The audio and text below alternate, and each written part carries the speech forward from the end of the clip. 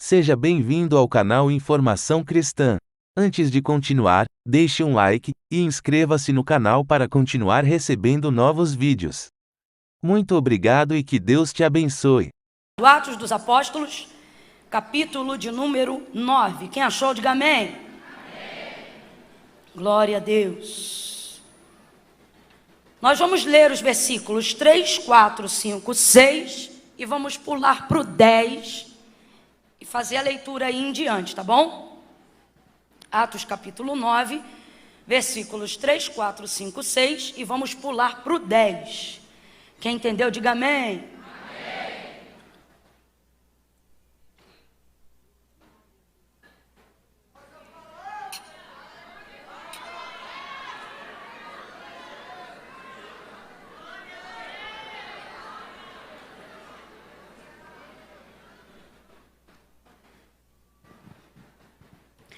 Aproximando-se ele de Damasco na sua viagem, subitamente o cercou um resplendor de luz do céu. E caindo por terra, ouviu uma voz que lhe dizia: Saulo, Saulo, por que me persegues? E ele disse: Quem és, Senhor? E respondeu o Senhor: Eu sou Jesus a quem tu persegues. E duro será para ti recalcitrar contra os aguilhões. Agora levanta-te e entra na cidade, e lá te será dito o que te convém fazer. Verso 10. E havia em Damasco um discípulo chamado Ananias. Qual era o nome do discípulo, gente? Ananias. E disse-lhe o Senhor em visão: Ananias. E ele respondeu: Eis-me aqui, Senhor. E disse-lhe o Senhor: Levanta-te, vai à rua chamada direita, e pergunta em casa de Judas por um homem de Tarso chamado Saulo, pois ele está orando. E numa visão ele viu que entrava um homem chamado Ananias, e punha sobre ele a mão para que tornasse a ver. E respondeu Ananias: Senhor, de muitos ouvi acerca deste homem, a quantos males ele tem feito aos seus santos em Jerusalém, e que aqui tem poder dos principais sacerdotes para prender a todos aqueles que invocam o teu nome. Disse-lhe, porém, o Senhor a Ananias: Vai, porque este é para mim um vaso escolhido, para levar o meu nome perante os gentios, os reis e os filhos de Israel. E você diga amém por essa palavra. Diga amém por essa palavra. Eu vou contar de 1 a 3. No 3, você vai liberar uma palavra que determina o rumo profético daquilo que Deus nos confiou como verdade para essa noite, tá bom? Quando eu disser 3, você vai olhar para esse irmão, para essa irmã, e vai dizer assim para ele ou para ela: você está cercado. Você viu que eu não contei até 3. Vocês já sabem disso, não sei por que vocês fazem. No 3 você vai dizer, tá? Quando eu disser 3, você vai dizer: você está cercado. Agora, irmão, para pensar no que é a expressão dessa palavra. Quem aqui consegue ver essa palavra dentro de um contexto que não esteja em conotação de urgência? Eu vi você virando: você está cercado. Irmão, imagina a cena. Normalmente esse tipo de palavra é liberado para alguém que precisa se render. Se a pessoa precisa se render, ela está numa posição muito complicada. Significa que uma força de autoridade maior está sob domínio. Foi exatamente o que Paulo fez no caminho de Damasco, antes da entrada dos portais de Damasco. Foi cercado por um súbito resplendor de luz do céu, e essa luz era Jesus. Tanto é que ele ainda nem sabia que era Jesus, mas ele reconhecia que estava diante de uma autoridade maior do que toda e qualquer autoridade que ele já esteve. Por isso a sua posição era de rendição.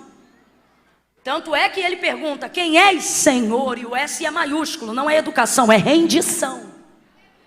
Eu reconheço o teu senhorio, eu reconheço a tua autoridade. Então eu quero que você entenda esse contexto desta noite. Quando eu disser 3, você vai olhar para quem está do teu lado e vai falar como se fala alguém nessa circunstância. Você nunca vai ver a polícia cercando a casa de alguém que está fazendo um outro refém e vai pegar o alto-falante e vai dizer: você está cercado. É assim não, meu irmão. Como é que é? Você está cercado, meu irmão. Entendeu? convença essa pessoa no 3. É 1, é 2, é 3, diga aí. Agora assusta o outro, vai, diga de novo. Você está cercado, meu irmão, você está cercada, minha irmã. Está cercado pelo teu chamado, pela tua vocação. Está cercado pela missão que Deus te confiou, ou pela unção que te elegeu, pelo plano que Deus tem com a tua vida. Você não vai mais fugir. Ou eu vou dizer de novo, você não vai mais fugir. Aquele que te guarda e nunca dorme te cercou por todos os lados. Você não tem para onde fugir.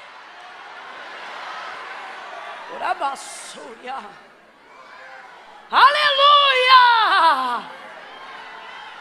Está cercado, irmão. E quem tem juízo se rende. A palavra no grego aqui utilizada para falar sobre a conversão de Saulo no caminho de Damasco é a mesma palavra no grego utilizada pela atitude de Maria, aquela irmã de Marta e Lázaro.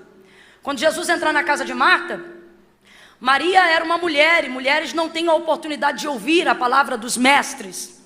Só que como Jesus entrou na casa de Lázaro, Marta e Maria, e começou a ministrar, era uma oportunidade raríssima que ela tinha, que outro momento da sua vida, ela poderia ouvir as palavras do Senhor tão de perto, assim como nós estamos aqui nessa noite.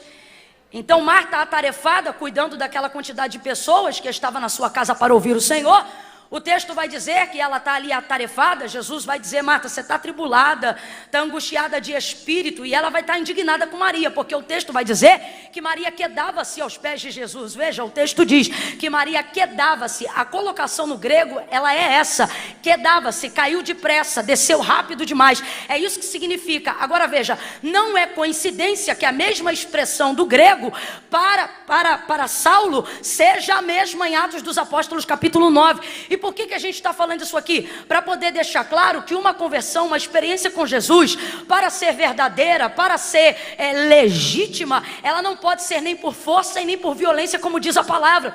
E às vezes, por a gente ler no texto, na maioria das traduções, que por ter sido cercado pelo esplendor de luz do céu, que era Jesus, ele caiu com o rosto em terra, alguém pensa que isso foi um tombo, mas isso não foi um tombo, isso não foi uma queda não programada. Tanto é que mesmo utilizando a palavra caiu, olha o que o texto diz: caiu com o seu rosto em terra. O texto vai dizer que suas mãos estavam espalmadas no chão. Presta atenção, quem cai, cai de qualquer jeito, cai catando cavaco, cai com o cotovelo para um lado, o joelho para o outro, cai ralado, cai de lado, cai de banda, cai se machucando. Vocês estão entendendo o que eu estou querendo dizer? Aí quando você vai olhar a expressão no original, ou seja, no grego, você vai perceber que a expressão, apesar de ter sido traduzida diferente, dependendo da tradução de cada palavra, no grego não há diferença. É a mesma tradução, que não é caiu, mas é quedava-se, que significa desceu depressa. Por que Maria fez isso? Porque ela entendeu que ela estava diante de uma oportunidade única. No caso dela foi voluntário, mas quem disse que no caso de Saulo não foi voluntário? Se uma expressão de conversão e de libertação para ser verdadeira precisa ser voluntária, se ele tivesse caído por imposição ou por impelimento, de que maneira a sua conversão teria sido verdadeira? Se é a própria palavra que admite que não é por força nem por violência, mas é o Espírito que convence o homem do pecado, da justiça e do juízo de Deus. Agora, o que nós podemos admitir aqui é que diante da experiência que ele viveu, a experiência de conversão, ele ouviu a voz, irmão, não foi voz de Camila, não. Ele ouviu a voz de Jesus na primeira pessoa, sem intermediário profético. Não tem como ouvir a voz de Jesus na primeira pessoa, sem intermediário profético, e não sentir absolutamente nada. João vai ficar estatalado na visão da ilha de Patmos no Apocalipse, quando ele ouve a voz de Jesus glorificado diante dele. O texto diz que ele vai cair como morto. Não tem como, é a voz de Jesus.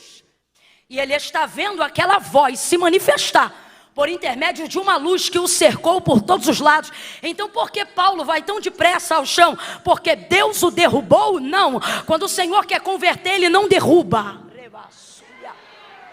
Não é sobre isso, eu estou falando daquilo que acontece de dentro para fora. Simplesmente Saulo foi fiel à experiência que ele estava tendo.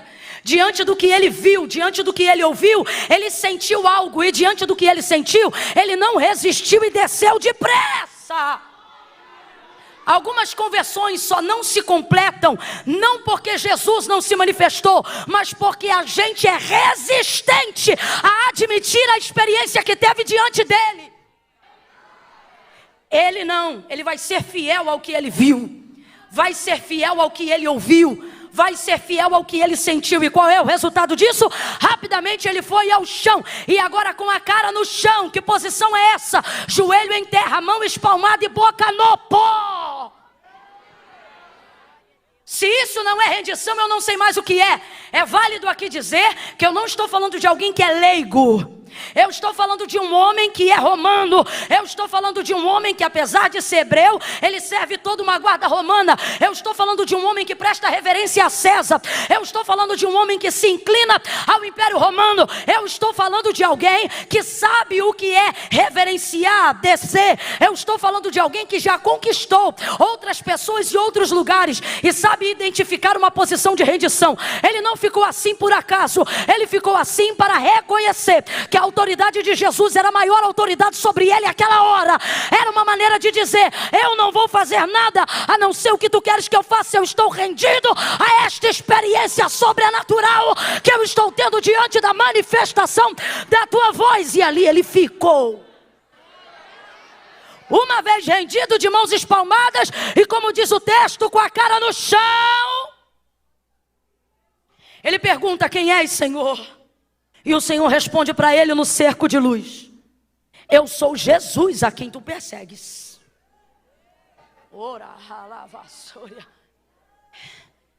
Eu sou Jesus a quem tu persegues. Eu sou Jesus a quem tu persegues. E duro será para ti recalcitrar contra os meus aguilhões. O Senhor lhe respondeu a pergunta, porque Deus não quer deixar ninguém em dúvida. No seu processo de conversão, no seu processo de libertação, no seu processo aí do seu chamado, Deus não quer que você seja uma pessoa cheia de questionamentos. Camila, se isso é verdade, por que mesmo depois de conhecer a Jesus, eu tenho alguns questionamentos, algumas perguntas que eu dirijo a Ele, mas Ele não me responde? Talvez porque você esteja perguntando de pé. Camila, eu não entendi, vai entender agora. Ele ainda nem sabia que era Jesus, mas por causa do que ele sentiu e do que ele ouviu, ele fez isso de lá de baixo, reconhecendo seu senhorio. Ou seja, primeiro ele reconheceu o senhorio da autoridade que estava sobre ele naquele lugar e naquele momento, e depois é que ele quer saber quem é. Então veja: quem és, Senhor? Ele vai perguntar isso depois de ouvir a voz de Jesus lhe dizer: Saulo, Saulo, por que me persegues? E o Senhor vai então lhe responder: eu sou Jesus a quem tu persegues. O Senhor não tem prazer de te deixar em dúvida. Camila, mas por que ainda assim eu estou em dúvida diante de algumas coisas do meu chamado, diante de algumas coisas do meu encontro com Jesus? Se Ele tem todas as respostas, por que Ele não responde os meus questionamentos? Visto que você está dizendo aí que Ele não tem prazer nas minhas dúvidas, é porque na maioria das vezes, a gente primeiro quer saber o que Ele quer da gente, para saber o quão rendido ficaremos. Na maioria das vezes, a grosso modo, para todo mundo entender, a gente está fazendo essa pergunta de pé. Deixa eu ver primeiro o que Ele vai me dizer, para ver se vale a pena eu me render. Deixa eu ver primeiro o que Ele vai me dizer, para ver se vale a pena eu sair do trabalho que eu estou. Deixa eu ver primeiro o que Ele vai me dizer, para saber se eu termino esse relacionamento ou não. Deixa eu ver primeiro o que Ele vai me dizer, para saber se eu mudo de casa ou não mudo. Deixa eu ver primeiro o que Ele vai me dizer, para saber se Ele vai compensar de alguma forma o vício que hoje eu tenho ou não. A maioria das vezes, alguns questionamentos não são respondidos, porque não estamos querendo resposta, estamos querendo suborno. Não estamos querendo resposta, estamos querendo barganha. A gente quer saber primeiro o que a gente vai ganhar, o que ele veio fazer, o que primeiro ele tem a oferecer, para saber até que ponto vale a pena a gente descer. Mas Deus nos trouxe hoje aqui, debaixo de uma atmosfera profética, e eu posso dizer que sinto isso até os meus ossos, porque minhas carnes estão tremendo debaixo do temor do Senhor. Então desfrute dessa unção que está jogando por terra cadeados antigos e coisas que te prendem de viver uma rendição completa diante de Jesus. Levanta a mão direita para pegar deste poder, bota a esquerda na mesma altura, vai meu filho.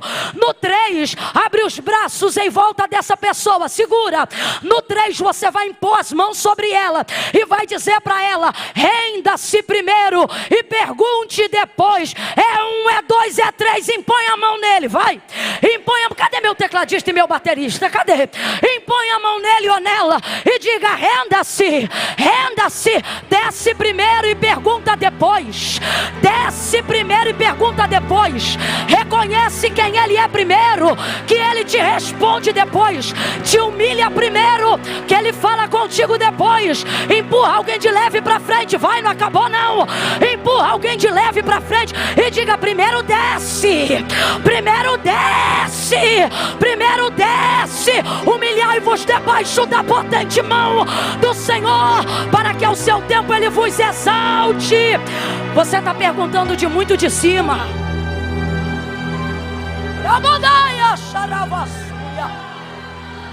Desce. Deus não veio negociar com você, ele veio aferir a tua obediência.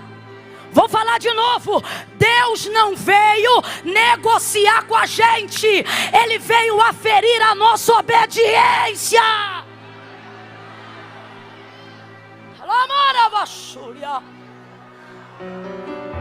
A gente quer saber, a gente tem pergunta, a gente quer resposta, mas faz as perguntas do lugar da nossa acomodação. Jesus está com uma mão estendida do lado de cá para a gente, e a gente está com as duas mãos segurando naquilo que a gente confia do lado de cá. Aí ele diz: tira a mão daí e vem para cá. Aí você diz: não, primeiro me diz, o que vai ter aí para eu saber se posso soltar aqui? Vocês estão entendendo o que eu estou querendo dizer? Isso é manter-se de pé diante do senhorio de Cristo. É não ter entendido qual foi a voz que se manifestou no teu caminho. Só que não importa quanto tempo você vai demorar para entender, não importa a que você está agarrado. Hoje Deus me trouxe aqui como profetisa dele, para dizer a você: você está cercado. Não importa em que você se agarrou, não importa qual é a tua desculpa justificativa ou a tua pergunta que eu ainda não respondi. É você que decide quanto tempo isso vai demorar. Se você vai usar da tua força e da tua energia para fugir do chamado que eu te confiei, ou se tu vai ficar preso entre aonde está e aonde quer chegar por não obedecer ao meu chamado no meio desse caminho. Você está entendendo que ele nem entrou em Damasco e também não está mais em Jerusalém? E tem gente com ministério aqui assim nessa noite, tem gente com a vida aqui assim nessa noite. Você já não está onde esteve, mas também não chegou aonde quer chegar. Você sabe aonde quer chegar, mas por que não chegou? Porque Jesus parou no meio do teu caminho para poder te mostrar que você não vai passar pela porta do destino do teu futuro sem primeiro reconhecer que a autoridade é dele, que o governo é dele, que a graça é dele e que ele não quer a sua metade, ele te quer inteiro. Completa para mim, por favor, Nasci. Ele não te quer por metade, ele te quer. Ele não te quer metade, ele te quer. Abre essa boca, ele não quer metade, ele te quer. Então assim diz o Senhor: ou você se rende, ou você vai ficar no meio do caminho, porque tu não volta para onde veio, mas também não entra aonde você quer entrar. Desce que eu falo contigo, desce que eu te mostro a porta, desce que eu completo a obra. E bora, baixo,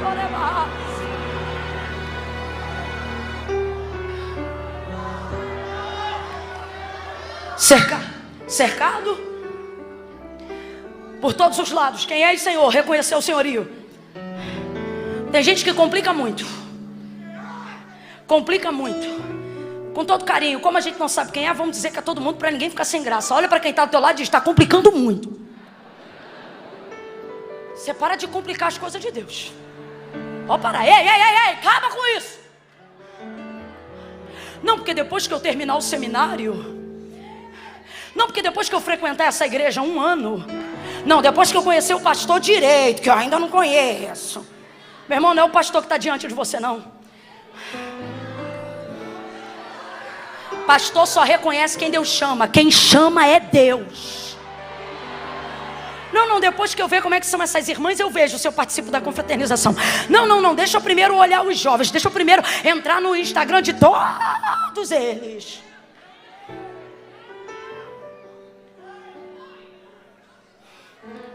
Não é a tua investigação que vai determinar a decisão que você precisa tomar. É o convite, é a chamada de Deus que determina a decisão que você precisa tomar. Sai do meio desse caminho. Irmãos, Paulo não era um frequentador de igreja, não. Pelo menos não dentro do contexto de cristianismo que você conhece como frequentador de igreja. Ele não participava de escola dominical, não. Domingo à noite ele não estava num culto igual esse aqui, não. Eu estou falando de um homem sisudo. Para que ele queria entrar em Damasco? Para levar presos aqueles que ele considerava pertencerem a uma seita, porque ele não acreditava que Jesus era o Cristo, mas que era mais um dos charlatões da época que se levantou para perverter o povo da lei.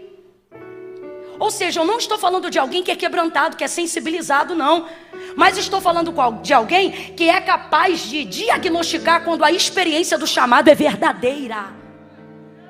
E às vezes o que está faltando para a gente não é anjo descer, não. Às vezes o que está faltando para a gente não é o que Gideão pediu, não. Primeiro vê-lo seco, em volta molhado. Depois vê-lo molhado, em volta tudo seco. Pedindo um monte de sinal para Deus, complicando um monte de coisa. Deus está dizendo que muitas vezes o que está faltando para a gente é analisar o quão verdadeira foi a experiência que a gente viveu. É simplesmente tomar uma decisão em cima do que você viveu. Meu irmão, o que você viveu? O que você sente na casa de Deus? Quando a palavra de Deus está sendo pregada, de que maneira ela se aplica na sua vida? Quando Deus enche a boca de um profeta e te entrega um recado dizendo te ungir para curar, até que ponto você se relaciona com isso? Quando alguém libera daqui de cima a palavra da verdade, de que Jesus é o caminho, a verdade e a vida, de que forma você vê ele se apresentando no teu caminho e te chamando? Ah, Camila, eu não sinto nada. Mentira. Se a tua experiência não fosse verdadeira, você não estava nessa noite, nesse lugar de adoração só a ele.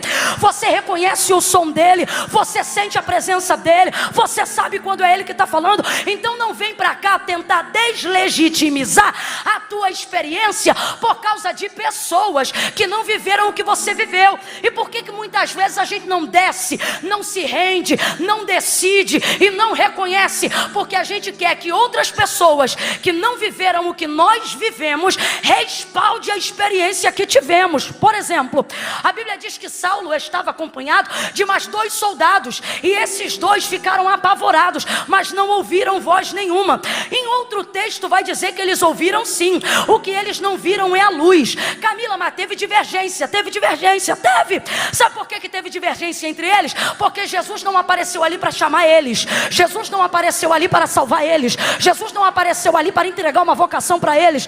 Camila, eu não entendi. Vai entender agora. Você quer que os outros sintam o que Jesus só fez você sentir. Você quer que os outros respaldem um chamado que ele só fez quando chamou você. Aí você quer que o outro confirme. Aí o outro não confirma, porque um diz que é de Deus, outro diz que não é de Deus. Um diz que viu e o outro diz que não viu. Um diz que ouviu e o outro diz que não ouviu. Agora responda para mim com inteligência. Quem tinha que ver, viu ou não viu? Quem tinha que ouvir, ouviu ou não ouviu? Então Deus está dizendo: por que você quer buscar lá fora o respaldo que eu estou te dando aqui dentro? Essa experiência você está tendo com ele, não é com os outros. Pare de buscar caminhos para deslegitimizar aquilo que Deus já fez na tua vida. Ao invés de procurar gente para enfraquecer o que você ouviu, comece a procurar gente que vai fortalecer o que você sabe que viveu. Irmãos, quando a gente vive uma experiência com Deus, seja de conversão ou seja de vocação, o primeiro a questioná-la somos nós mesmos. Mas também é bem verdade que o primeiro a ter certeza somos nós mesmos. A mão soa, o coração bate, a mente pensa. Eu estou falando algo aqui que é tão real, que às vezes Deus levanta um profeta no meio da igreja e pode estar cheio como está aqui. Quando é para uma pessoa cujo chamado precisa de algo específico, ela já sabe que é para ela antes de chegar. Esse amém que vocês estão ouvindo é o pessoal que já passou por isso. Você vê que é uma quantidade de gente expressiva. Mas a gente fica querendo enfraquecer no processo. Só que Deus não vai permitir isso acontecer com Saulo. Deus não vai permitir isso acontecer com Saulo, e eu vou te dizer por quê. Não é porque ele é melhor do que nenhum de nós. Pelo contrário, ele mesmo dizia sobre si: dos pecadores eu sou o pior, o mais miserável dentre todos eles. Era o que ele dizia. Agora, olha que coisa linda. Quando o Senhor chama ele, chama pelo nome. Completa para mim, por favor. Quando o Senhor chama ele, chama pelo... Seu nome de maior conhecimento não era Saulo. Seu nome de maior conhecimento era Paulo.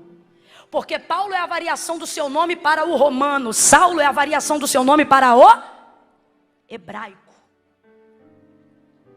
Agora, quando Jesus vai aparecer ele, não chama ele pelo nome de sua fama. Chama ele pelo nome de sua raiz genealógica. É um jeito de Deus dizer assim: não importa o status que você alcançou, eu sei de onde você veio. Sei quem você é. Sei o que você sabe. Aí é tão lindo porque o texto no grego não vai estar Saulo, Saulo, como na tradução para português nós falamos. Mas vai estar Shaul, Shaul, que se fosse traduzido fielmente Shaul, Shaul, nada mais seria do que Saul, Saul. Então se eu fosse aqui pregar como se minha Bíblia estivesse em grego, o que o Senhor está chamando Paulo quando encontra ele no caminho de Damasco é Shaul, Shaul. Ou para nós no português, Saul, Saul. Agora, qual é o significado do seu nome no hebraico? O que significa Saul? Você lembra do primeiro rei de Israel? Como ele se chamava? E por causa deste nome, Saul, ficou muito claro porque Deus escolheu Saul para ser o primeiro rei. O significado do seu nome nada mais é em razão de ter sido o primeiro rei de Israel. Você lembra como o Senhor o elegeu para ser rei? O povo pedia um rei, dá-nos um rei, dá-nos um rei. Não era da vontade de Deus que o povo tivesse um rei, mas porque o clamor do povo era insistente a Samuel, ele intercedeu e na verdade Deus ouviu o clamor do povo e disse a Samuel: Samuel, eu vou dar um rei como eles estão pedindo. Falou tudo que eles iam passar, tudo que ia acontecer, mas ele disse: eu vou atender o pedido do povo. Então veja, o povo clamou e Deus atendeu. Quando Samuel foi fazer a intermediação da escolha de Saul para ser o rei do povo, sabe como ele foi clamar? O pedido do povo a Deus. Então o que isso significa? Significa, pedido foste a Deus. Entenda, quem era o Saul, o primeiro rei de Israel? Alguém que foi pedido a... Vem comigo, alguém que foi pedido a... E Deus atendeu. Então a partir daí o significado no nome de Saul, e isso que eu estou falando não estou inventando, é literal no texto e no contexto. O nome de Saul significa pedido foste a Deus. Então responda aí para mim, qual é o significado do nome de Saul? Qual é? A galerinha tem que participar. Qual é o significado do nome de Saul? Então quando Jesus cerca ele no caminho de Damasco e fala com ele: Saul, Saul, o que ele está dizendo duas vezes para Paulo?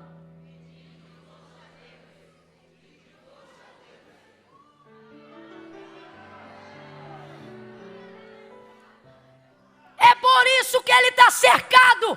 Abre a boca e complete de novo, porque isso é didático. É por isso que ele está... Vem, igreja, é por isso que ele está...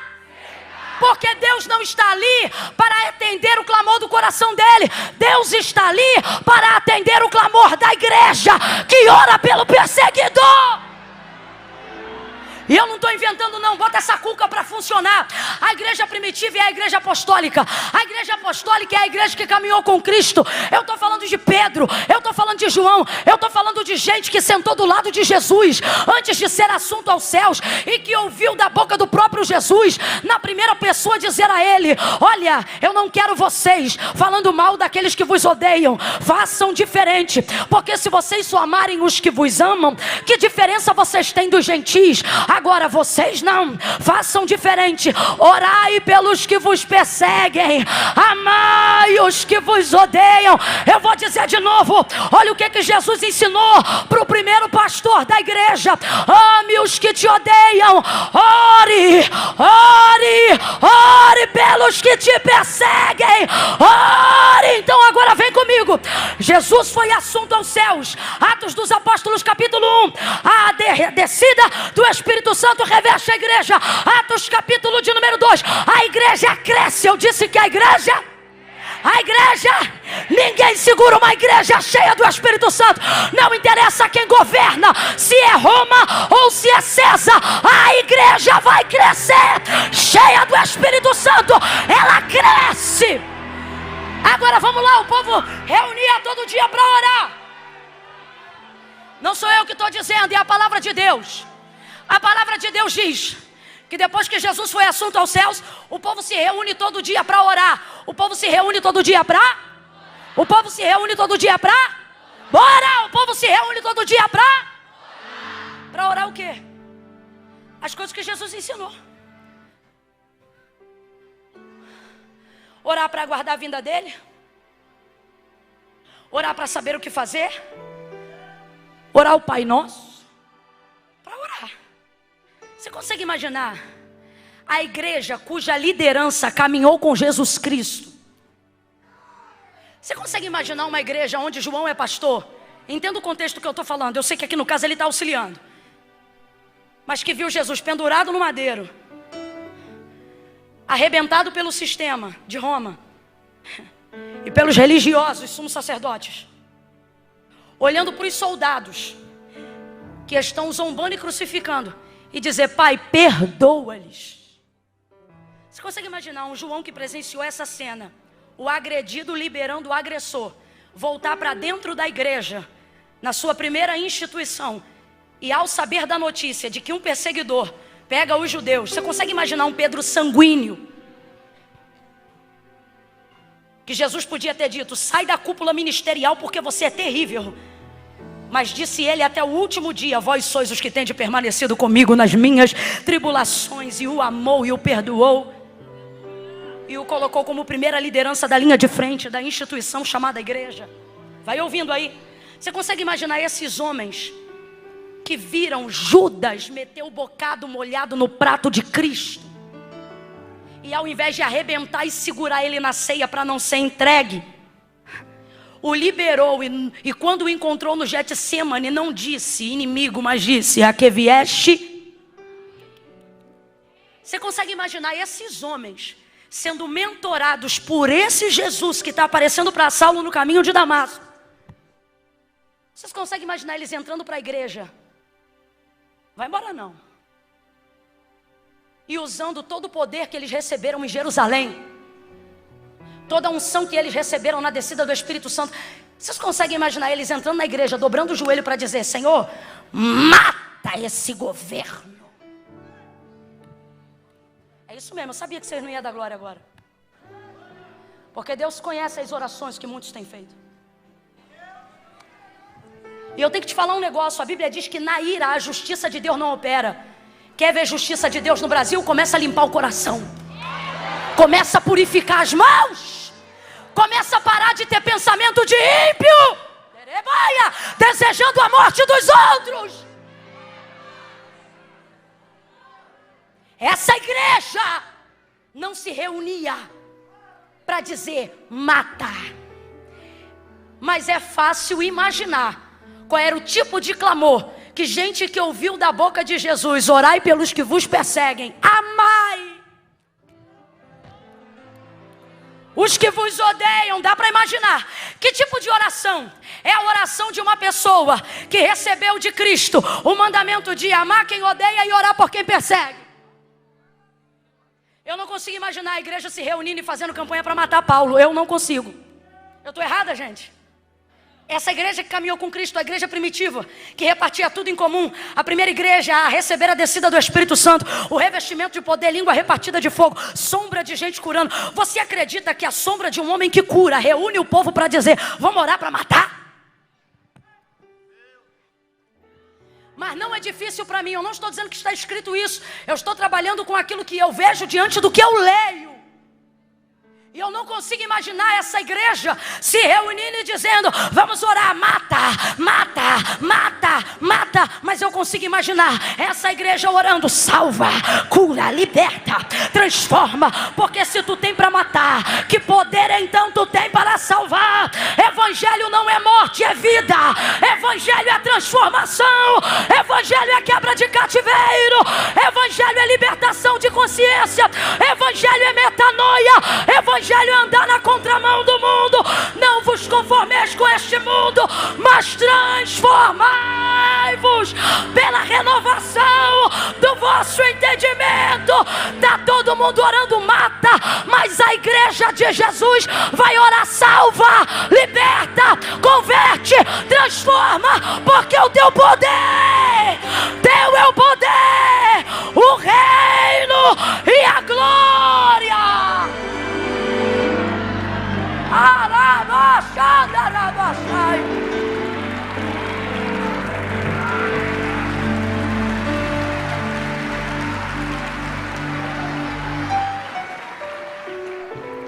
Aí agora, não por coincidência, chega Jesus para Saulo, para Paulo, e diz: Saul, Saul, Shaul, Shaul, Saulo, Saulo. O que ele está dizendo? Pedido foste a Deus. Pedido foste a Deus. Vou correr, vai não, pedido foste a Deus. Não, quem é crente é minha mãe, eu não sou não. Pois é, mas Deus não tem compromisso com você, Deus tem compromisso com quem te pediu. Pedido foste a Deus. Não, não, não, não. Mas o meu vício com bebida é mais forte do que o que pregam na igreja. Eu não vou ser crente hoje não. E o Senhor está dizendo: vai sim. Porque meu compromisso não são com tuas caixas, não é com teu vício. Meu compromisso é com quem dobra o joelho todo dia dizendo: por favor Deus, salva ele. Por favor Deus, liberta ele. Por favor Deus, faz uma obra na vida dele. Deus, ele não te quer, mas eu quero. Ei, lembra Mateus capítulo 15 verso 21? A cananeia saía gritando atrás de Jesus. E inteligentemente ela dizia: filho de Davi, tem misericórdia de mim. Mas peraí, ela não foi buscar pela filha que era endemoniada? Não era a filha que estava possessa por espíritos imundos? Mas olha o clamor da cananeia: filho de Davi, tem misericórdia de mim. Filho de Davi, tem misericórdia de mim, que minha filha está miseravelmente endemoniada. Resumindo a história, Jesus salvou a vida da filha dela, ou melhor, perdão, Jesus libertou a vida da filha dela. Aí eu te pergunto: possuído quer libertação? Possuído tem poder de escolha? Está com a mente possessa, vai pedir o quê? Vai escolher o quê? Ele está manietado. Só que a mãe que era livre foi atrás de reconhecer o senhorio de Cristo. E assim como Saulo, ela não dizia Senhor com S minúsculo, mas com S maiúsculo, reconhecendo o seu senhorio. E ela gritava: Senhor, filho de Davi, tem compaixão de mim. E por compaixão dela, Deus libertou a filha dela. Camila, eu não estou entendendo. Ele está dizendo: qual é o pedido que você tem feito para mim? Você quer que eu vá buscar quem? Você quer que eu liberte quem? Qual é o clamor da igreja? Qual é o clamor da igreja?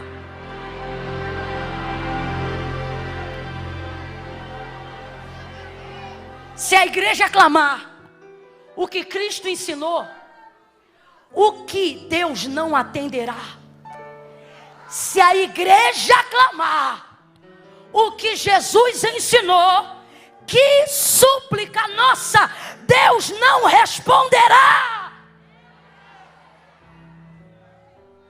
Mas a pergunta que não quer calar é: a igreja está clamando o que Cristo pediria? Ou o que o vosso coração carnal deseja?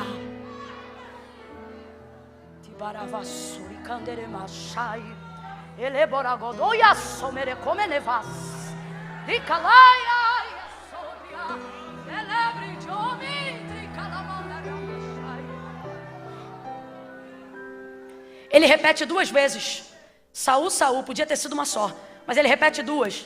Ele fala duas. Ele fala quantas vezes? Ele fala quantas vezes? Ele fala quantas vezes? Está falando e está confirmando. O que ele está dizendo? Não vai ser outra coisa senão o que eu estou dizendo. Então assim, que bom que ele se rendeu, que ele reconheceu, que ele legitimou a experiência. Porque, meu irmão, se não fosse desse jeito, não ia ter jeito que tirasse ele do jeito que Jesus queria fazer. Porque olha o que ele está dizendo. Pedido foste a Deus, pedido foste a Deus. Quem é Jesus? Cumprimento da vontade de Deus, o verbo vivo que se fez carne. Existiu desde sempre, verbo vivo, mas só vimos depois que se manifestou em carne. Quem é Jesus Cristo? Cumprimento da vontade de Deus em realidade física. Então o que Jesus está indo fazer ali na conversão de Saulo no caminho de Damasco? Convertê-lo. Eu não vim aqui porque você é bonitinho, eu não vim aqui porque você é legal, eu vim aqui porque eu vim cumprir uma vontade do meu Pai, que está ouvindo a oração da igreja em meu nome. Porque a palavra de Deus é fiel.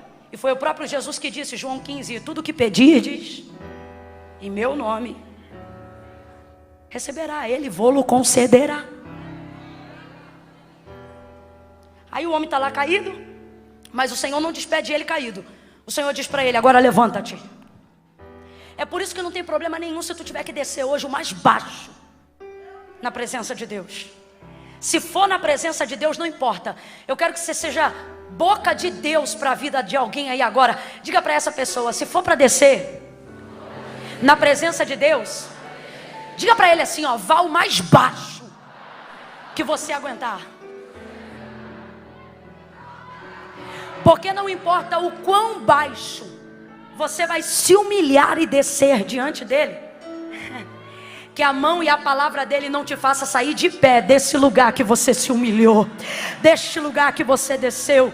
O Senhor não dispensou Saulo caído daquele momento, ficou cego por causa do resplendor de luz e precisou ser guiado ao caminho de Damasco, à entrada de Damasco. Mas o Senhor vai dizer para ele, agora levanta-te. Olha que coisa linda, gente, levanta-te. Todos nós que estamos aqui, não importa o quanto tenhamos que confessar pecados nesta noite, o quanto tenhamos que descer, chorar, nos rasgar, trazer cinza, se humilhar diante dele, ele está dizendo, use todo o culto para descer, ciente de uma coisa, antes do culto acabar, eu te boto de pé, porque na minha presença, quem chega descendo, sai dela de pé. Eu estou declarando, você vai sair de pé, você vai sair de pé, você vai sair de pé. Dá uma catucada em quem está ao teu lado, e no âmbito profético, diga para essa pessoa, vai sair de pé, vai sair de pé, você vai sair de cabeça erguida. Quem se humilha para Deus não é desvalorizado diante de ninguém, porque já se humilhou diante dele. Obrigado por ter assistido um vídeo do nosso canal Informação Cristã. Esperamos que ele tenha edificado a sua vida e também da sua família.